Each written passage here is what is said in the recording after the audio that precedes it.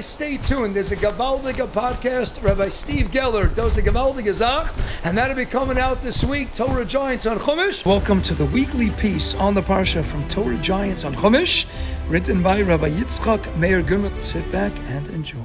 We have received orders that sometime soon this district is to have a little unofficial demonstration. A pogrom? Here? It won't be too bad. I wouldn't worry.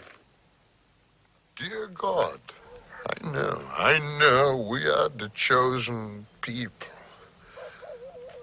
But once in a while, can't you choose someone else? Welcome to Torah Giants on Chumash. I'm Steve Geller. That was my old friend Tevye from the brilliant movie Fiddler on the Roof. Would you be surprised to find that rhetorical question of Tevye's is in our Holy Torah? Well, it happens to be in this week's Parsha. Vayera picks up right from where last week's Parsha ended. Moshe told the Jewish elders that Hashem was going to liberate us from our bondage in Egypt. Hashem told Moshe to go to Paro and ask that he let the Jews go. That meeting didn't go well, for not only didn't Paro let us go, he significantly made our bondage and slavery much worse. The Parsha ended with Moshe complaining to Hashem, why would he allow that? Why did he even send Moshe to begin with? In fact, last week's Torah Giants video dealt with this exact scene at the very end of Parsha Shmos.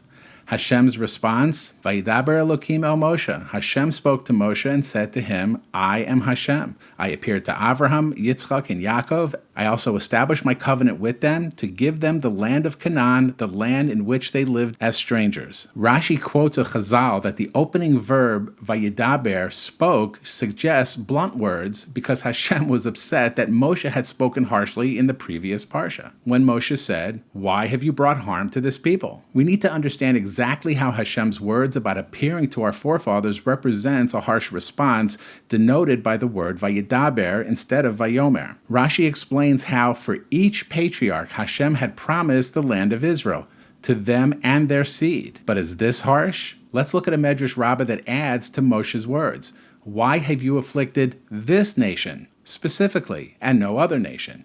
Even when you said to Avraham, your seed will be strangers in a foreign land, you could have fulfilled this with the seed of Yishmael or Esav. The Pani Me'iros suggests that regarding this point, there is a clear answer. The Gemara in Sanhedrin declares that Yishmael and Esav were not viewed as Avraham's seed, although still descending from him, as Hashem said to Avraham, for through Yitzchak will be called your seed. Yitzchak eliminating Yishmael.